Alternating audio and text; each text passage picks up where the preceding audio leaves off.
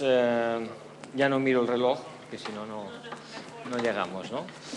Vamos con la presentación de Marcos Martín. Nos hablará sobre energía, con mucha energía, espero, para que no caigamos en una especie de sopor.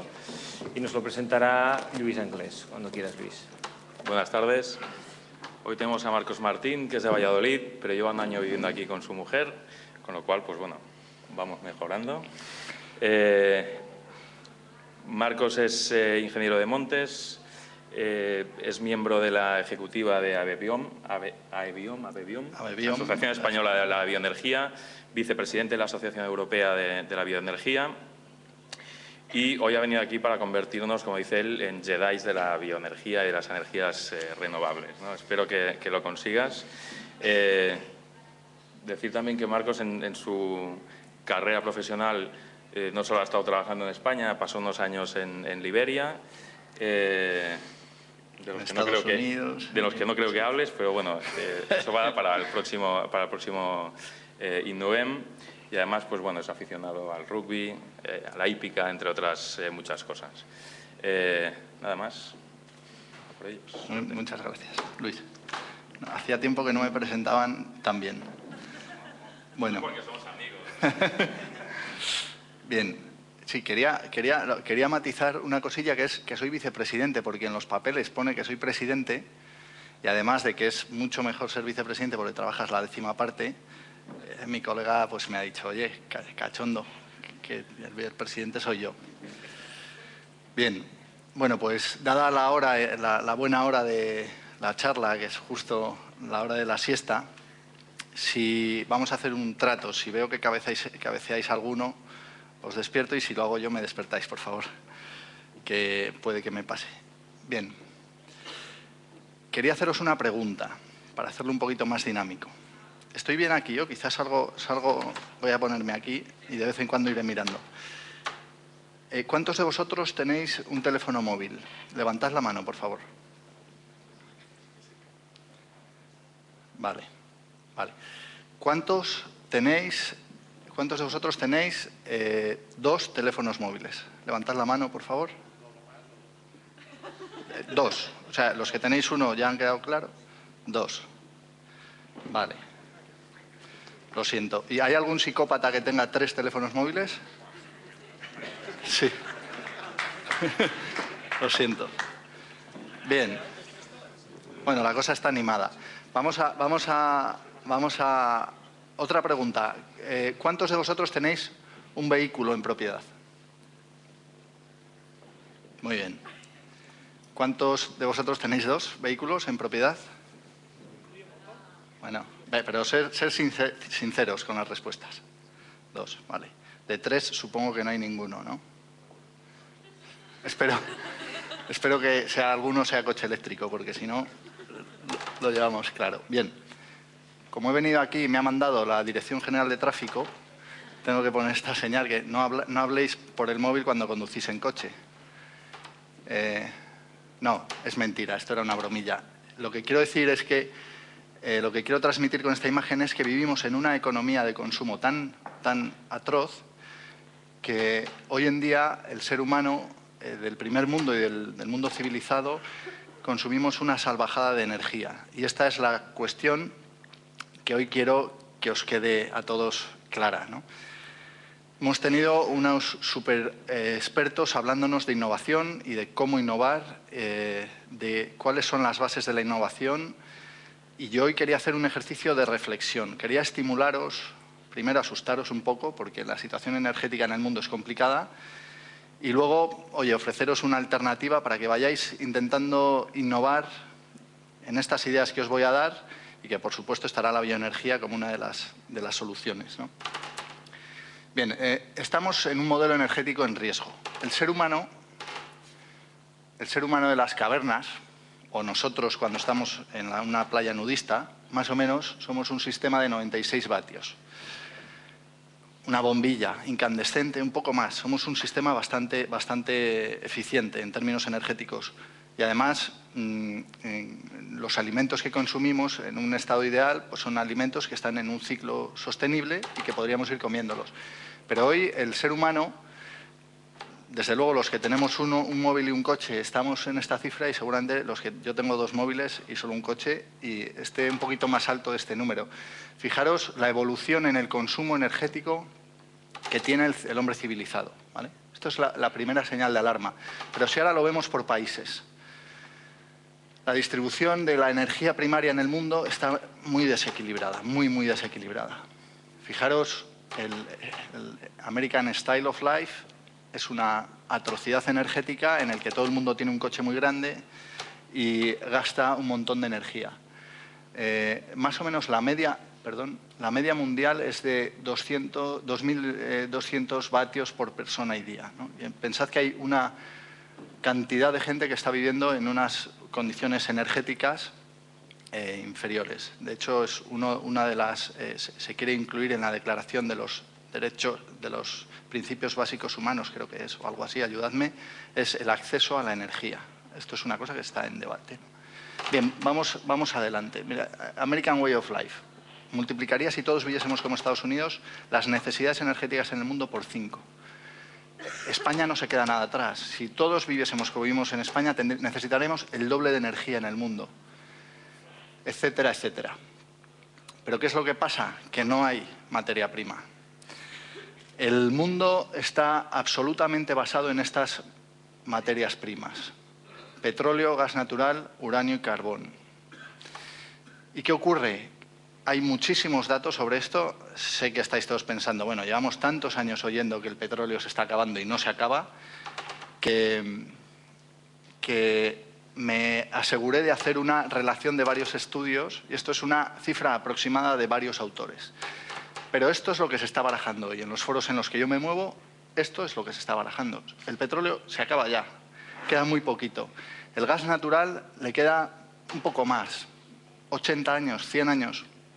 Pero el carbón, que es el gran principio energético por el que están apostando los países emergentes como China, tiene un final también. Le quedan bastantes pocos años, ¿no? Entonces, bueno, entrando en el análisis de las dos, quería hablar un poco de la energía nuclear porque ahora está en absoluto debate. Esto es un informe que salió, bueno, un pequeño reporte que salió la semana pasada, y que si en el mundo queremos que la energía nuclear nos solucione realmente el problema de emisiones de CO2, necesitamos que el mundo, en vez de abastecerse con un 6% de energía nuclear, que es en lo que estamos hoy, 6-7%, estemos abasteciéndonos en el 20%. Y abastecernos en el 20% es esta friolera de tener que construir 1.500 centrales en 60 años. Cada 3 meses una central. ¿Cuántas centrales nucleares se están construyendo en Europa hoy? Si alguien se atreve a dar un número. Efectivamente, 2. En Finlandia. ¿Qué está ocurriendo con estas centrales? Finlandia es un país que en términos energéticos yo me quito la gorra. O sea, si lo hiciésemos igual de bien en España, nos iría fenomenal. Pero ellos apostaron por la energía nuclear. A día de hoy, bueno, una planta nuclear, desde que el Consejo de Ministros y se informa a la Comisión Nacional de la Energía Nuclear y al Organismo Internacional de la Energía Nuclear, pasan 10 años, desde que te dan la luz verde hasta que está produciendo electricidad en un caso ideal. Todo ha salido perfecto. Esta planta, la que más avanzada está, no está entregada, ni mucho menos, pero su presupuesto ya se ha multiplicado por 3.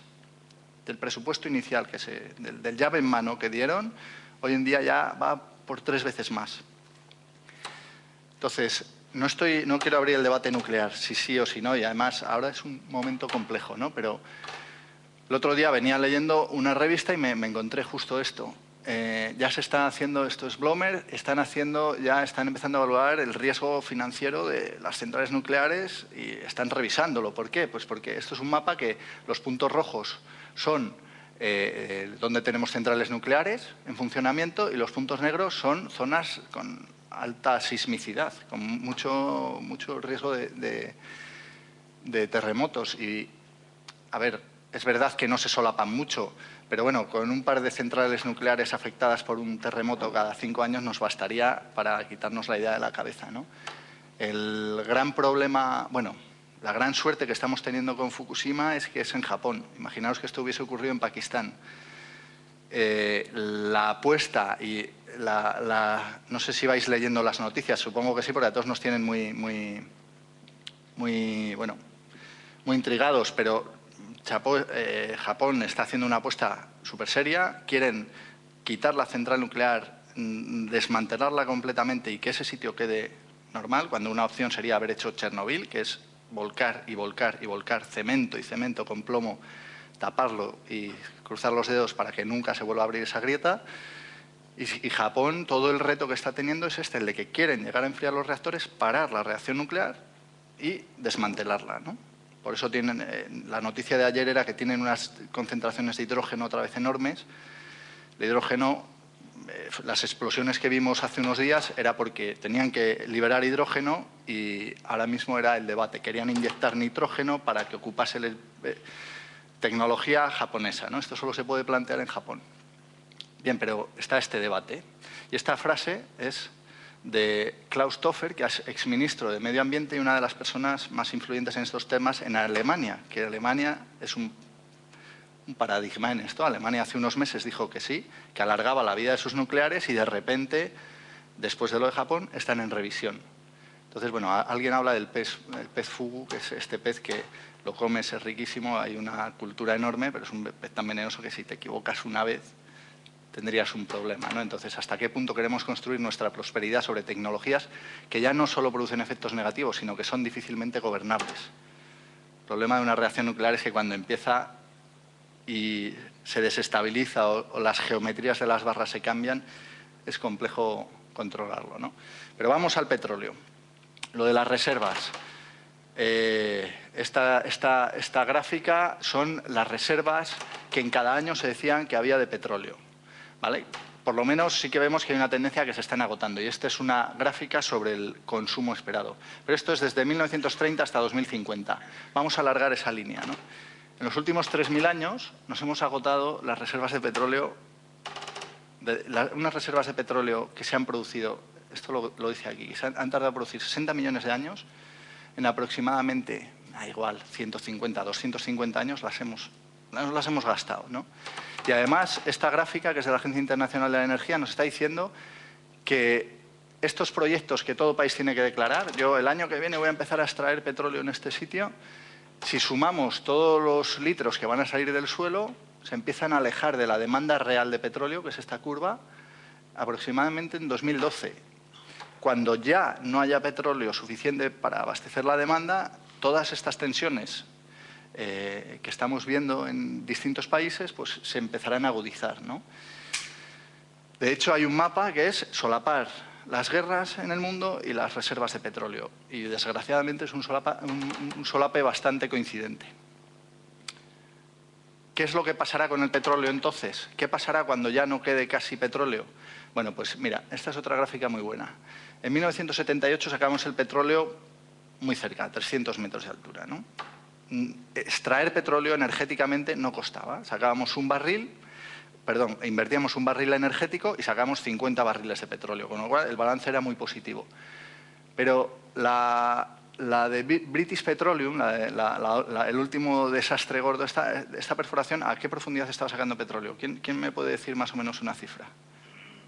Bueno, eran creo que 2.800 metros o algo así, 2.600, o sea, bastante más profundo que esto. ¿Qué ocurre? Que extraer un barril de petróleo a esa profundidad necesitas muchísima energía. Llegará un día, no muy lejano, que es algo que está depende de las personas, 2018 y 2025, energéticamente sacar un barril de petróleo nos va a costar lo mismo que la energía que contiene el propio barril, con lo cual no utilizaremos eso más como fuente de energía, lo destinaremos a hacer plásticos, a otro tipo de cosas, ¿no?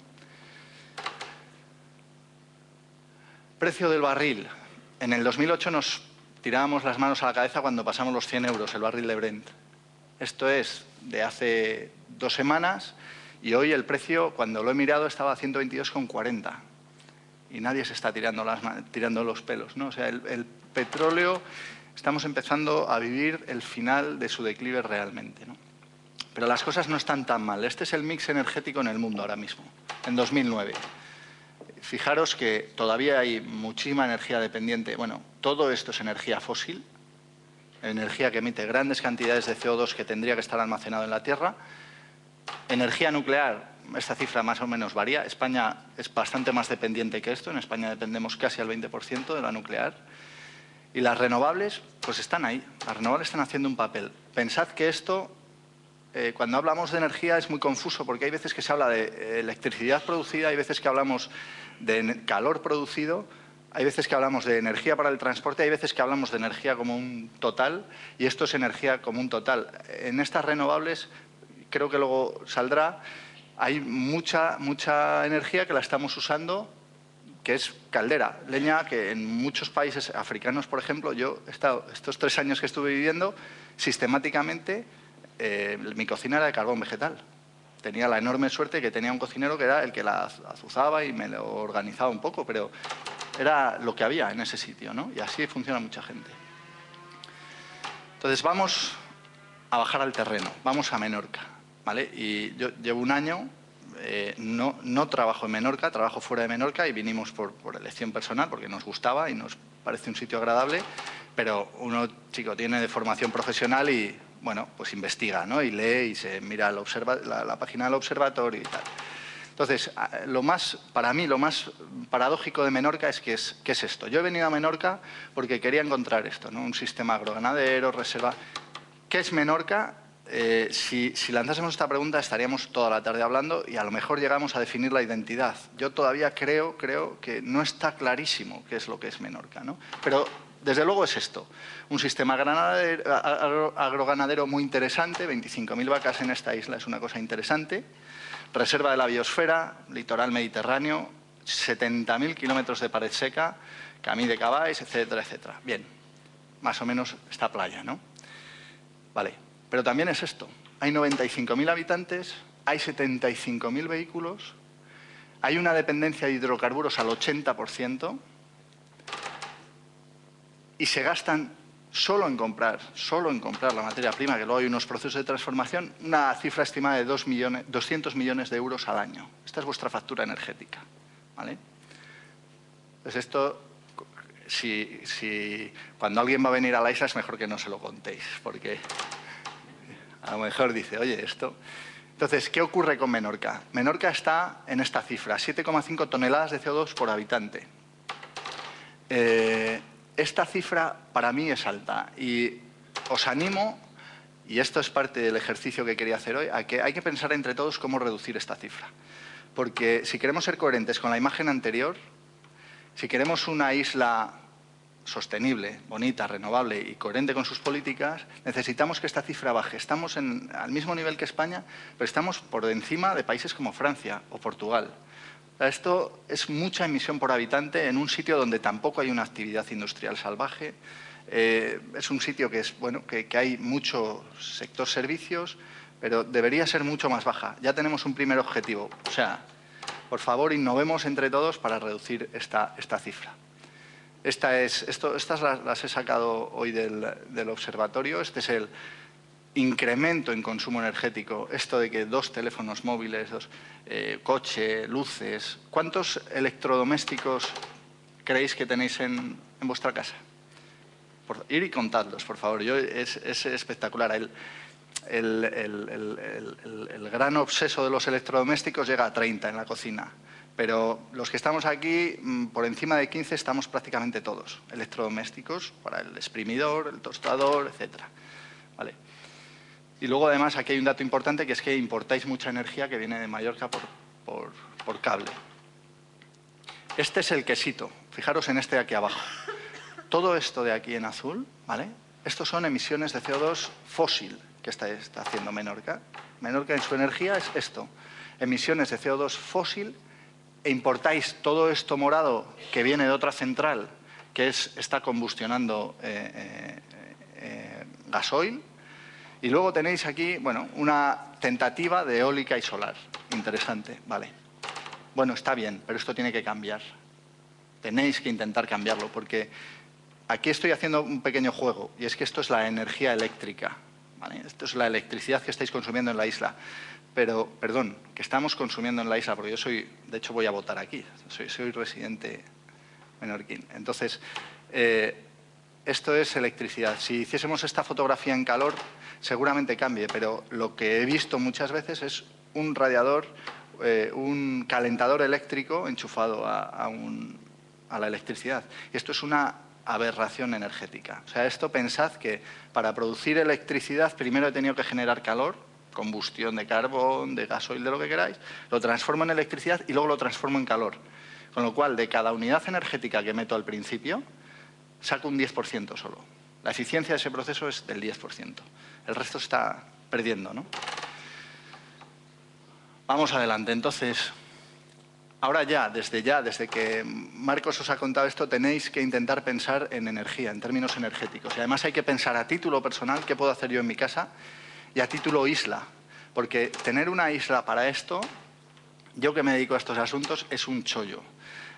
Cuando tengo que hacer un asesoramiento a un país, me ocurre, hace poco he hecho el Principado de Asturias, ¿no? Y les he dicho, bioenergéticamente, vosotros podéis hacer esto. Es muy complejo porque hay mucho tráfico de mercancías entre Castilla y León y Asturias, entre Galicia y Asturias, que no queda registrado en ningún sitio, pero en una isla es clarísimo. Lo que viene en barco o en barco, o en avión, pero si es una materia prima en barco, ¿no? Entonces, hay que ser ambiciosos, hay que ser muy ambiciosos con Menorca, hay que intentar que esas emisiones de CO2 bajen a cero, hay que intentar que la isla sea una isla renovable y hay que buscar las fórmulas que existen. ¿Cómo hacerlo? Y ahora voy a seguir dando líneas de pensamiento para la innovación y solo hay 3. Uno es ahorrar energía, ¿vale? El padre del CO2, que a mí me parece esto sí que me parece una innovación, el conseguir poner de acuerdo a todos los países en una unidad de medida, que son las toneladas de CO2, porque vosotros pensad que el CO2 realmente es energía. Entonces, una tonelada de CO2 tiene una transformación en energía. Si yo quemo una tonelada de carbón, esto me genera tantas toneladas de CO2. Si yo quemo una tonelada de gasoil, esto me genera tantas toneladas. Al final, estamos manejando una unidad que la entiende todo el mundo y que además sirve para comparar los países. A mí, el que consiguió convencer a la comunidad internacional para que empezásemos a hablar en términos de CO2, me parece un verdadero artista. Me parece espectacular. Y es este señor, ¿no? Eficiencia energética. ¿Qué diferencia hay entre ahorro y eficiencia energética?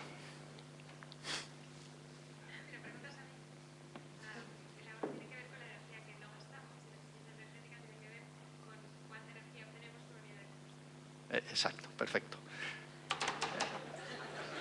Un 10. Ahorro. Es que te he visto. Sí, aplausos. Te he visto que cabeceabas un poco. Bueno, ahorro es no tener enchufada la televisión, ¿no? Ahorrar es no enchufo, la desenchufo para que no esté ese LED pequeñito consumiendo. Y eficiencia, es decir, ahora me voy a comprar una televisión clase consumo energético A, ¿vale? De eficiencia energética A, que es las que gastan poco. Fijaros, esto es, por ejemplo, un proceso industrial, ¿no? Hay unas pérdidas de energía salvajes en todos los procesos industriales. Una central de carbón de generación, esta central de aquí, por ejemplo, ¿qué eficiencia creéis que puede tener? De cada unidad energética que entra, ¿cuántas unidades salen? ¿Quién se atreve a decir algo? A ver, en el mejor de los casos, si diese un 40% de eficiencia energética, sería excepcional, pero andará en el 30%. O sea, es muy bajo. De hecho, hay Eddie Johansson, que es un verdadero gurú, lo calculó, tuvo la paciencia de calcular esto y dijo, señores, las pérdidas que tenemos en los procesos industriales en Europa nos calentaría 2 veces si consiguiésemos meterlo en tuberías y transformarlo en calor. O sea que fijaros de qué niveles estamos hablando. Estamos derrochando energía y ya no hay tanta energía y ahora ya nos estamos poniendo las pilas. Bueno, pues esto cada uno tenemos que hacer este ejercicio mental en casa de intentar hacerlo mejor, ¿no? Y luego la tercera fórmula magistral es usar los recursos endógenos. No podemos depender al 80% de fuera. Este 80% se repite en Menorca, se repite en España y se repite en Europa. Esto supone que, por ejemplo, siempre hablo de Suecia porque Suecia es el primer país del mundo que ha sido más bioenergético, ha generado más energía con biomasa que con cualquier otro combustible. Esto ocurrió el año pasado. ¿Pero por qué hicieron esto? Pues porque tuvieron la mala suerte de que unas Navidades un funcionario ucraniano, que como es lógico, era 24 de diciembre, aunque es ortodoxo, pero supongo que lo celebraría, se estaba tomando unos vodkas y desenchufó el tubo de gas, o sea, cerró el tubo de gas. Entonces se quedaron a 30 grados bajo cero sin ninguna fuente energética. Y esto es una verdadera alarma. En 48 horas el país entra en estado de alarma total, ¿no? Ellos dijeron, mira, señores, nosotros no queremos depender de tubos que pasen por Ucrania ni que vengan gestionados por Gazprom ni nada de esto. Vamos a intentar desarrollar nuestras energías, las que tenemos aquí. Y ahora ya empiezo a lavaros el cerebro con lo mío, que es la biomasa, ¿no? La biomasa. Este estudio es de la Agencia Internacional de la Energía. Es un poco complejo, pero ahora os voy a dar una ayudita que viene muy bien. En 2008, la demanda energética mundial es esa raya, ¿vale? En 2050, la proyección dice que más o menos estaremos ahí. Vale. Y ahora nos vamos a cuánta parte de esta energía la podemos sustituir con biomasa. Bueno, pues resulta que es muchísima. Si os fijáis, esto es el potencial de biomasa que tiene el mundo ahora mismo. O sea, bastante más. En 2050 podríamos estar, digamos que utilizando la biomasa como si fuese el carbón hoy, algo equivalente. Pero vamos a ser muy cautos en esta cifra y vamos a poner todas las medidas y conceptos de sostenibilidad que conocemos. Vamos a frenarlo completamente. Bueno, pues estaríamos prácticamente aquí. Con lo cual, yo me quedo contentísimo. España hoy está suministrándose aproximadamente con un 2,8% de energía procedente de la biomasa.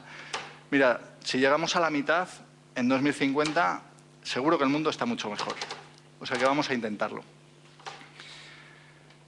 ¿Por qué me gusta la biomasa? Porque es mucho más justo que, y esto es una frase extraordinaria de Lula da Silva, que la fuente de energía principal en el mundo esté en manos de 200 países y no de 16. Esto lo haría mucho mejor todo, ¿no? Pero es que además es la cuarta mayor fuente de energía que hay en el mundo. Es renovable, ¿vale? Es perfectamente gestionable en el tiempo, no tenemos entradas y salidas, no tenemos... Esto le ocurre al viento, que es una energía fenomenal, pero produce, en el mejor spot, produce 2.500 horas. Y yo necesito tener el frigorífico enchufado 8.600. Entonces, ¿qué pasa con los parques eólicos, por ejemplo? Que las 2.600 horas hasta ahora se han estado supliendo con ciclos combinados de gas natural. Ahora se está investigando en hacer embalses y cambiar energías y tal, pero hasta ahora poner más parques eólicos será poner más ciclos combinados de gas. Ahora voy, vamos allá. Esto es la biomasa, ¿no? ¿Con quién prefieres trabajar? ¿Con ellos o con los paisanos del monte? Con la gente que tenemos, que necesitamos en nuestros montes, ¿vale? No te respondo porque luego explico un poquito qué es la biomasa, pero la biomasa es algo que está en todos los sitios y que además la necesitamos. O sea, nuestros montes no pueden estar así. El otro día lo explicaba muy bien un colega de ingeniero de montes que decía, no, si el número de incendios que hay en España es el mismo que hace 30 años, el mismo. Lo que pasa es que ahora un incendio quema 20.000 hectáreas y antes quemaba 200. Porque nuestros montes están muy sucios, necesitamos trabajar en ellos, ¿no? ¿Qué es la bioenergía? ¿Qué es la biomasa? Bueno, pues la biomasa es un compendio, digamos que es todo lo que... es una definición compleja, pero todo lo que viene de un ser vivo. Todo lo que queda de un ser vivo, que sería residuos agrícolas, forestales, animales, residuos de industrias agrícolas o forestales y residuos sólidos urbanos, ¿no? Todo esto lo metemos en un saco con un abanico de tecnologías impresionante. No hay una única tecnología para tratar la biomasa, cada una tiene su especificidad, pero que todas pueden producir, imaginaos que de aquí lo metemos en ese saco de tecnologías y podemos producir electricidad, transporte y calor, las tres formas, ¿no? Además tiene una cosa muy buena, que como es una materia que sus emisiones de CO2 son neutras. Hasta ahora, Kioto las considera neutras. A partir de ahora vamos a considerar el ciclo de vida de ese tronco que ha tenido que viajar en un camión y ese camión está emitiendo una CO2, ha tenido que ser cortado con una motosierra que ha emitido unas emisiones, pero siempre el balance va a ser muchísimo mejor que un combustible fósil, muchísimo, ¿vale? Y la gran innovación de la biomasa, desde mi punto de vista, es que, porque claro, todos diréis, oye, en mi casa, en la casa de mi abuelo, toda la vida había una caldera de leña, toda la vida, íbamos echando los troncos allí, ¿no? ¿Qué cambio ha habido importante en el concepto de biomasa? Pues para mí, la innovación más gorda es esta, que hemos conseguido que se comporte como un fluido. Y esto significa que se puede automatizar completamente. Entonces, el formato más habitual y que os empezará a sonar de la biomasa es un formato que son pellet, que es muy parecido al pienso del ganado. Es un proceso parecidísimo, una madera muy seca y que además 1 kilo de pellets un litro de gasoil equivale a 2,2 kilos de pellets. Con lo cual, oye, energéticamente, en contenido energético, ya estamos parecidos, ¿no? Yo el depósito de 1000 litros de mi casa, pues si lo lleno de pellets tendré que rellenarlo el doble de veces, pero puedo hacer uno de 2000 litros. Ya estamos en unas escalas que puede competir. Y luego astilla, ¿vale? Aquí estoy dirigiéndolo también un poco. Estos son las materias primas típicas que se usan para producir calor. ¿Y por qué me gusta el calor en biomasa? Porque es absolutamente competitivo. De hecho, en el aire, sabéis que producir electricidad con renovables está regulado energéticamente, entonces te pagan más si produces electricidad. En el aire hay un borrador para pagarte más si produces calor renovable. Oye, y nosotros, el posicionamiento en bloque del sector ha sido, por favor, no lo toquéis, que está bien, que con la rentabilidad que le estamos sacando a quemar pellets, a usar pellets como combustible en vez de gasoil, nos vale, dejadlo como está. Porque ahora mismo una caldera que esté usándose en casa, que tiene absolutamente el mismo confort que una caldera de gasoil, nos está generando, en términos energéticos, un 50, un 60% de ahorro en dinero. El equipo es más caro porque la economía de escala no ha llegado al sector y se producen menos equipos que los equipos de gasoil, pero se amortizan rapidísimo. Son equipos que el tercer año lo has pagado y el cuarto estás teniendo un 60% de ahorro. Entonces, ánimo. Además, fijaros, se ponen tanques debajo del suelo, en los lados. Este es el aspecto que tendría una caldera de biomasa igual. Y este es el quesito que os contaba antes. Este cachito de renovables, fijaros el peso que tiene la bioenergía ya, en 2009. Y en España casi no la conocemos. O sea, la bioenergía en el mundo está enormemente presente, enormemente. Nosotros hemos sabido desarrollar muy bien el sector eólico y el solar. Tenemos empresas punteras y ahora es el turno de la biomasa, ¿vale? Pero la biomasa tiene una gran diferencia, que funciona 8.600 horas al año. Que no necesitamos ningún complemento. Nos pasa lo mismo, no necesitamos a nadie, dejadnos hacer las cosas. Y para que os hagáis una idea, e insisto mucho en el calor, fijaros, más o menos el 30% de la energía, aquí pone 25, es un poco más, de la energía que consumimos en Europa es calor, en forma de calor. Y en una casa, más del 80% de la energía que consumís es calor. O sea que el calor, eso que ni está regulado, ni sabemos lo que es, resulta que es importantísimo, ¿vale? Entonces, por ir acabando, y este era el ejercicio, estimularos un poquito y por favor que innovéis, me ayudéis a innovar y innovemos entre todos en cuestiones energéticas. ¿Por qué trabajo en bioenergía? Porque es una gran oportunidad para nuestras ciudades y nuestros pueblos, nuestros municipios, y sobre todo si tienen terreno, tienen petróleo. Ahora hay que ver que la biomasa, yo soy ingeniero de montes y esto es un problema, esto nos cuesta unos 1.000 euros, 700 euros por hectárea deshacernos de ello. Ahora resulta que vale un dinero. Y que vale un dinero además que lo voy a quemar a la vuelta de la esquina. No tiene que viajar en un barco, ni tengo que hacer tratados internacionales, ni cosas raras. Además genera muchísimo empleo en el medio rural, mucho. No sé si lo he puesto. Hay varios estudios. La cifra que prácticamente en la que todos esos estudios concluyen es que para la misma unidad energética producida con gasoil, ¿vale? Si esa unidad energética la producimos con biomasa, generamos 14 veces más empleo. Y además, empleo en el medio rural. Menorca no tiene este problema exagerado porque, bueno, es un territorio pequeño, pero hay sitios de donde yo vengo, en Valladolid, los pueblos se cierran, la gente se va, porque no tienen una alternativa, ¿no? Y esto es una alternativa. Genera muchísimo ahorro y mucha riqueza distribuida y nada más. Que la bioenergía os acompañe a todos. Si tienes algunas preguntas, tenemos 5 minutos de preguntas. Si le queréis hacer preguntas bioenergéticas a Marcos, tenéis 5 minutos. Sí. Hola. Vamos montando el set para los clústeres mientras tanto. Vale. No te desmontamos a ti, no te preocupes. Iba a poner, es que tenía ahí la de la Asociación Europea y la Española, pero da igual. No hace falta, si la pongo mucho. Venga, preguntas. Mira, ¿Os habéis creído? Aquí en Menorca sabes que tenemos el consorcio de residuos que los residuos van ahí a Mahón y los convierten los orgánicos en compost, ¿sabes? Esto se podría transformar con energía eléctrica. Bueno, con biomasa, compost, o ya es biomasa. El compost es biomasa en sí. Entonces, pero es biomasa, entonces se podría perfectamente meter en algún proceso. Pero normalmente la gran cuestión son las dimensiones. O sea, más o menos el primer ejercicio que haces es cuánta biomasa tienes y de qué tipo. Venga, pues esta, no te metas en producir electricidad porque es poca y te va a costar mucho. Hacer una planta para 2 megavatios o hacer una planta para 5 te cuesta más o menos lo mismo. O sea, la tienes que amortizar en mucho más tiempo. Pero esto es biomasa. Entonces hay que saber, la complejidad de la biomasa es que tienes que saber el destino que tienes que usar a cada cosa. Hay que organizarlo un poquito. Pero sí, hay mucha biomasa en Menorca y Menorca crece. Menorca lo que tiene es una productividad muy alta en sus campos. Preguntas. ¿Tony? Te llega el micrófono. Hola, Marcos. Muy bien, ¿eh? Gracias.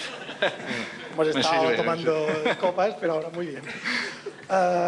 El proceso para poder generar biomasa en Menorca, es decir, ¿qué supone esto? ¿Qué supone a nivel de inversión? ¿Qué supone, qué supondría crear plantas? Sé que no lo vas a tener contabilizado, pero sabes que has dicho que una central nuclear tarda 10 años. ¿Cuánto puede tardar poner en marcha un funcionamiento? Entendiendo también que hay diferentes... Y os tenía una preguntita trampa, y no era para justificar datos. No sé si los datos de emisiones, cuando pone por habitantes, es por habitante, y por tanto supongo que no es que los turistas no están incluidos. Por tanto, al ser muy dependiente al doblar la cantidad al doblarse la población por el número de turistas, claro, se genera mucho y repercute, ¿no? Pero no deja de crear una insostenibilidad, ¿eh? Pero mi pregunta es el proceso para generar biomasa. Voy a responder la segunda primero. Tony, hay que dejar de pensar en los turistas solo. O sea, esto hay que quitárselo de la cabeza. En Menorca tenéis creatividad, tenéis materia suficiente, materia prima en ser humano suficiente para encontrar alternativas. Y que vengan los turistas, pero que vengan a nuestro sistema. No vamos a hacer nosotros el sistema que ellos quieren. Pero no, a la segunda no vale. O sea, esto hay que contabilizarlo así. Gracias. La primera, a ver, es muy difícil, hay que sentarse. O sea, esto es un trabajo de unos meses y decir, oye, esto tendría este coste, tendría esto... Con la mitad del dinero que gastamos en gasoil, yo con 100 millones de euros preparamos aquí, vamos, nos vienen a ver desde Honolulu lo bien que lo hemos hecho, porque esto es un ejercicio que hay que hacer. Oye, ya damos por hecho que nos tenemos que gastar 200 millones de euros al año. Oye, vamos a intentar...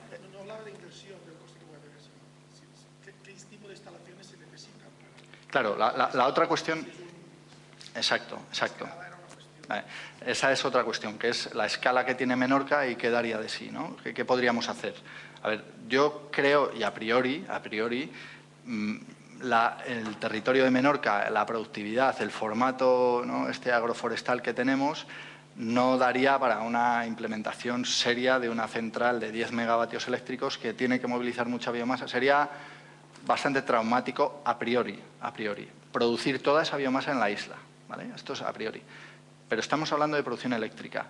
Acuérdate que te he dicho que el 80% de las casas son calor. Pues vamos a hacer la transformación en calor. Vamos a hacer que nuestras casas estén un poquito más aisladas. Que es que hace frío, Menorca es un sitio frío. Vamos a hacer que cambiemos el sistema. Vamos a empezar por lo fácil. La biomasa que tenemos vamos a transformarla en calor. Vamos a poner estufas, calderitas, vamos a ir por ahí, ¿no? Un pequeño district heating aquí, un pequeño calor distribuido. El district heating es una central grande que tiene tuberías y va a las casas, y entonces en tu casa tienes un contador y cuentas calorías y pago tanto por las calorías. Esto funciona, lo que es, ¿no? En España, el gran engaño en España es el gol que nos han metido con el gas natural y una estufa mural metida en cada casa. Oye, señor, tráigame el calor y no me traiga el gas, porque me asusta. El gas me asusta y además la ineficiencia del sistema es enorme. Entonces hay que apuntar mucho a esto, a lo fácil. Vamos con el calor y hay un recorrido enorme, enorme. Soy de Valladolid y he pasado mucho frío este invierno. Lo sabemos. Venga. ¿Alguien más de Valladolid? No. Espera, el micrófono, no lo tenemos. ¿Ves a la gente mentalmente preparada para hacer el cambio de chip para empezar a utilizar este sistema de energía? Sí, sí. Aquí, no soy nada objetivo. Vale, la gente aquí coge el coche para ir a la calle de al lado. ¿Sabes? Pues hay que pensar en algo. Hombre, Menorca está ahí para hacer un proyecto de movilidad chulo, está ahí. O sea, porque además no hay mucha carretera, el tráfico es muy peculiar, hay momentos estacionales de mucho tráfico, pero mucho tiempo que no. Para cuestiones de movilidad está perfecto. En cuestiones de biomasa, de la bioenergía, en el transporte producimos lo que se llaman los biocarburantes líquidos, ¿no? El biodiesel, el bioetanol, todo esto que ha sonado mucho. Pero esto es muy pequeñito comparado con el otro. Y a mí me resulta enormemente fácil, y por eso te digo que no soy objetivo. Vendiendo esta moto, estoy llegando a todos los lados. O sea, me es muy fácil porque tenemos algo, y además yo muchas veces reflexiono y digo, pero ¿por qué es tan atractivo para la gente? Yo creo que hay algo que tenemos en los genes que nos recuerda aquellas hogueras que hicimos, ¿no? La verdadera innovación que hizo el hombre, que fue la primera innovación, para mi gusto, fue energética, que fue gestionar el fuego. Y ahí nos pasamos de ser monos a ser hombres, ya, ¿no? A ser humanos. Pues ahí yo creo que lo debemos tener en los genes o algo así porque gusta mucho la biomasa. No tenemos tiempo. Bueno, se la hace esa. Los coches eléctricos, que son más eficientes que los de gasolina o no? Pues es que no, en principio no es mi fuerte este. No es muy fuerte. Los híbridos. Pero sí. Pero a priori sí. A ver, sobre todo hay tres áreas, ¿no? Eficiencia, y acuérdate de dónde viene la materia prima. Y es que, oye, a mí seguir comprando a Libia es una cosa que me da rabia. Entonces, si puedo hacer un coche que se suministre con una energía que además la he producido aquí con biomasa, perfecto. No sé si te he respondido a medias. Un aplauso para todos, muchas gracias.